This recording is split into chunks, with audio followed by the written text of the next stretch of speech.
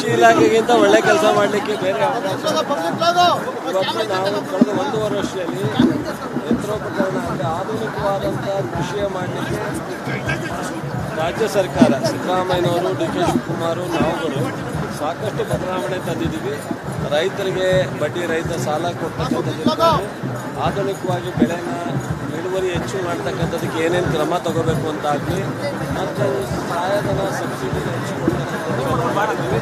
But ಇನ್ನೂ ದಿನೇ ದಿನೇ ರೈತರಿಗೆ ನಮ್ಮ ವೆಂಕಟೇಶಣ್ಣ ಹೇಳಿದಾಗೆ ಸ್ವಲ್ಪ ರೈತರು ಯಂತ್ರೋಪಕರಣವನ್ನು ಉಪಯೋಗಿಸ್ಕೊಳ್ತಕ್ಕಂಥದ್ದು ಬಂದರೆ ಈ ಏನು ಲೇಬರ್ ಪ್ರಾಬ್ಲಮ್ ಇದೆ ಅದನ್ನು ಸಾಲ್ವ್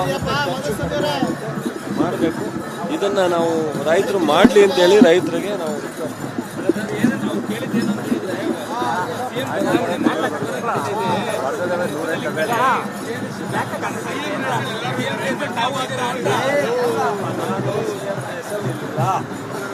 ನಾನು CM ರೇಸಲ್ಲಿಲ್ಲ, CM ಆಗಿದ್ದಾರೆ.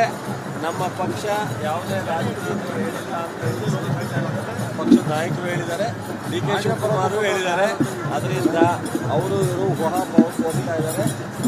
ಯಾವುದೇ ಅಂತ ಘಟನೆ ನಡೆದು ಮುಖ್ಯಮಂತ್ರಿಯವರ ಜೊತೆ ರಾಜಕೀಯವಾದಂಥ ಒಂದು BJP ಮತ್ತು JDS ಒಂದು ಎಂಕ್ವೈರಿನಲ್ಲಿ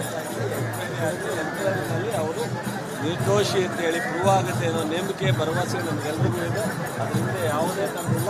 ಸಿದ್ದರಾಮಯ್ಯವರು ನಿರ್ದೋಷಿ ಜೋಡ ಎತ್ತಿದ್ದಾರೆ. ಈ ಸರ್ಕಾರವನ್ನು ಮುಂದುವರಿಸ್ತಾರೆ. ನಮಗೆ ನೋಡಾರೋ ಬಿಟ್ಬಿಡಿ. ಈ ಟಿ ಟಿ ದೇವೇಗೌಡರು ಹೇಳೋರಲ್ಲ, ಟಿ ಟಿ ದೇವೇಗೌಡರು ಹೇಳಿರೋದೇ ಸಾಕಲ್ಲ. ಕುಮಾರಸ್ವಾಮಿ ಅವರಿಗೆ ಆಗಲಿ, ಅಶೋಕ್ ಆಗಲಿ, ವಿಜೇಂದ್ರಿಗೆ ಆಗಲಿ, ಟಿ ಟಿ ದೇವೇಗೌಡರು, ಇನ್ನು ಯತ್ನಾಳು ಈ ಥರದಲ್ಲಿ ಅನೇಕರು ಹೇಳಿದ್ದಾರೆ. ಅವ್ರಿಗೆ ನಾವು ಹೇಳೋದಲ್ಲ, ಅವರೇ ಹೇಳ್ತಾ ಇದ್ದಾರೆ. ಅವರಿಗೆ ಮಾಡೋ ಕೆಲಸ ಮಾಡಿದ್ದಾರೆ. ನೀವು ಕೂಡ ವಿಚಾರ ಏನಿದೆ, ಸೈಟ್ಗಳಿದ್ದಾವೆ. ಮುಖ್ಯಮಂತ್ರಿಗಳು ಒಂದು ಕಮಿಟಿ ಮಾಡಿದ್ದಾರೆ. ಆ ಕಮಿಟಿಯಿಂದ ಹೊರಬರುತ್ತೆ. ಇಲ್ಲಿ ಯಾರ್ಯಾರು ಬೈಲಾವಿಂದ ಸೈಟ್ಗಳಾಗಿದೆ ಅವೆಲ್ಲವೂ ತಗೋತಾರೆ. ಈಗ ಪಾರ್ವತಮ್ಮನವ್ರ ಸೈಟನ್ನು ವಾಪಸ್ ಕೊಟ್ಟಾಗಿದೆ. ತನಿಖೆ ಮಾಡಲಿ, ವಾಪಸ್ ಕೊಟ್ಟ ತಕ್ಷಣ ತನಿಖೆ ಮಾಡಿಬಿಡು ಅಂತ ಹೇಳಿದ್ದಾರೆ ಸಿದ್ದರಾಮಯ್ಯವರು. ತನಿಖೆ ಮಾಡಲಿ. ಈ ಫಾರ್ಮಾಲಿಟೀಸು ಕಾನೂನು ತಪ್ಪಾಗಿತ್ತಾ ಇಲ್ವಾ ಅನ್ನೋದು ಪ್ರೂವ್ ಆಗುತ್ತೆ. ಬಟ್ ನಮ್ಮ ನೂರು ನಾವು ಸಹ ಮಂತ್ರಿಯಾಗಿ ಕೆಲಸ ಮಾಡಿದ್ವಿ, ಸರ್ಕಾರದಲ್ಲಿ ಎಲ್ಲವನ್ನೂ ಗಮನಿಸಿದ್ದೀವಿ. ಯಾವುದೇ ಕಾರಣಕ್ಕೆ ಅವರ ಪ್ರೊಸೀಜರ್ ತಪ್ಪಾಗಿಲ್ಲ.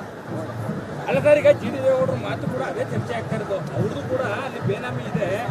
ಅವರು ಒಬ್ಬರು ಈಗ ಟಿ ಟಿ ದೇವೇಗೌಡರದ್ದು ಒಬ್ಬರದೇ ಇಲ್ಲ. ನಾನು ಹೆಸರು ಯಾಕೆ ಹೇಳಲಿ? ಟಿ ಟಿ ದೇವೇಗೌಡರದ್ದು ಒಬ್ಬರದೇ ಇದೆಯಾ? ಬೇಕಾದಷ್ಟು ಜನದಿದೆ.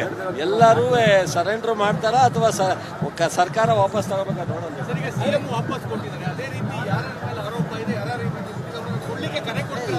ಖಂಡಿತ ಯಾರು ಈಗ ಮಾನ್ಯ ಮುಖ್ಯಮಂತ್ರಿಗಳು ಅವರ ಶ್ರೀಮತಿಯರ ಸೈಟನ್ನು ವಾಪಸ್ ಕೊಟ್ಟಿದ್ದಾರೆ.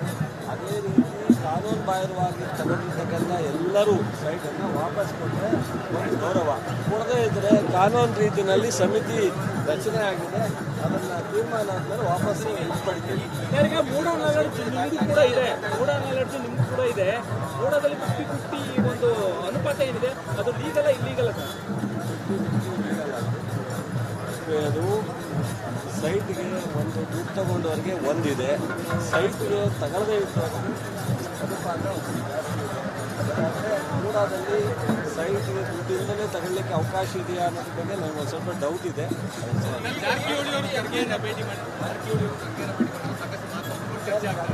ಇವತ್ತು ನಮ್ಮ ರಾಷ್ಟ್ರದ ಅಧ್ಯಕ್ಷ, ನಮಗೆ ನಮ್ಮ ಕಾಂಗ್ರೆಸ್ ಪಕ್ಷದ ಅಧ್ಯಕ್ಷರಾಗಿರ್ತಕ್ಕಂಥ ಹೆಮ್ಮೆ. ಖರ್ಗೆ ಅವ್ರನ್ನ ನಾನು ಮೊನ್ನೆ ಹೋಗಿ ಭೇಟಿ ಮಾಡಿದ್ದೆ. ಯಾಕೆ ಬೇರೆ ಬೇರೆ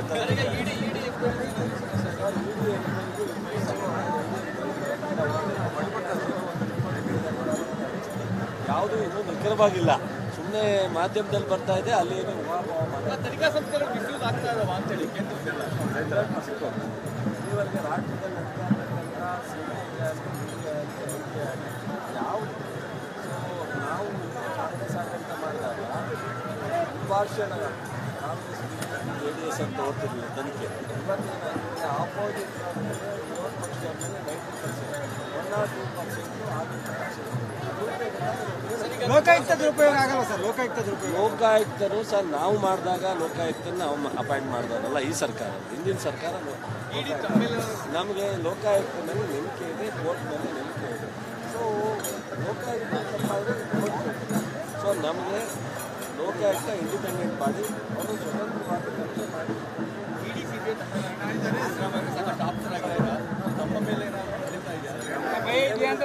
ಪಂಚಾಯತ್ ಆಯ್ತು ನಾವು ಭಯ ಇದನ್ನು ಕುಮಾರಸ್ವಾಮಿ ಅವರು ಹೇಳೋರಲ್ಲ ನಾಯಿನರಿಗೆ ಉತ್ತರ ಕೊಡ್ಬೇಕಾ ಅಂತಾರೆ. ಅಂದರೆ ಅವ್ರ ಲೆಕ್ಕದಲ್ಲಿ ಅವ್ರು ಮಾತ್ರ ಸಂಭ್ಯಸ್ತರು, ಬೇರೆಯವರೆಲ್ಲ ಲೆಕ್ಕ ಇಲ್ಲ ಅಂತ ಹೇಳ್ತಾರೆ. ಸೊ ಅವ್ರ ಮಾತಿಗೆ ಅವರೇ ಇಷ್ಟ ಆಗಬೇಕು. ನನಗೇನೋ ಒಂಚೂರು ಹೇಳೋಗ್ತಿದೆ ಅವ್ರ ಮಗನಿಗೆ ಯಾಕೆ ಹೇಳ್ತಾ ಇಲ್ಲ ಅಂತ ನನಗೆ ಸಸ್ಪೆನ್ಸ್ ಏನಕ್ಕೆ ಅಂತ. ಮಾತುಕತೆಗಳಿಗೆ ಅವ್ರ ಕೆಲಸ ಅವ್ರವ್ರು ಮಾಡ್ಕೊಳ್ಳೋದು ಇದು ಅಂತ್ಯ ಆಗುತ್ತೆ. ಈಗ ನನ್ನ ಜವಾಬ್ದಾರಿ ನಾನು ರೈತರಿಗೆ ಸಹಾಯ ಮಾಡುವಂಥ ಯೋಜನೆಗಳು ತರಬೇಕು, ಕಾರ್ಯಕ್ರಮಗಳು ಕೊಡಬೇಕು, ಸಹಾಯಧನ ರೈತರ ಹತ್ರ ಹೋಗಿ ಬೇರೆ ರೈತರಿಗೆ ಅದನ್ನು ಪರಿಚಯಿಸ್ತಕ್ಕಂಥ ಇಂಡಸ್ಟ್ರಿಯಲ್ಲಿ ಸ್ಟೀಲು ಮತ್ತು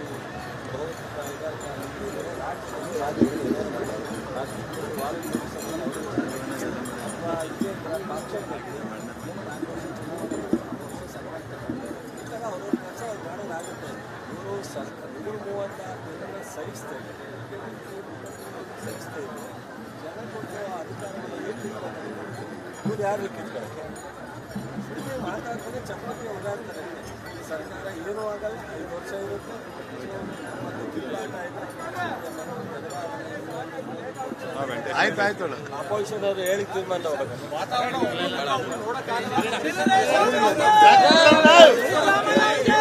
ವಿರೋಧ ಪಕ್ಷ ನಾವೇನು ಮಾಡೋಕ್ಕಾಗಲ್ಲ, ಪೆನ್ಷನ್ ಸಿಗಲ್ಲ.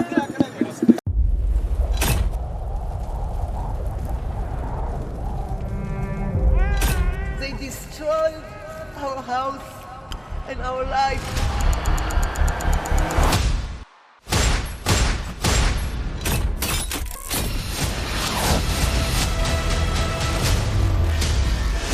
ಹಮಾಸ್ ಉಗ್ರರ ದಾಳಿ ಭಯಂಕರವಾಗಿದೆ.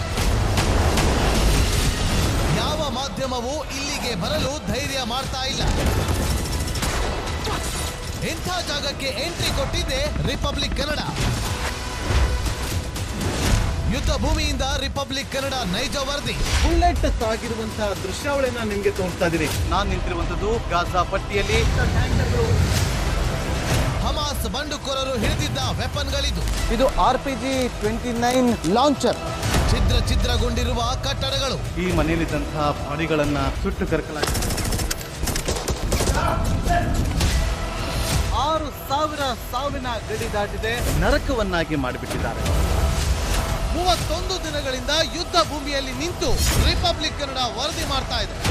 That powerful people come from powerful places. 1 ವರ್ಷದ ನಿರ್ಭೀತ ಪತ್ರಿಕೋದ್ಯಮ ರಿಪಬ್ಲಿಕ್ ಕನ್ನಡ. ಇದು ನಿಮ್ಮ ಧ್ವನಿ.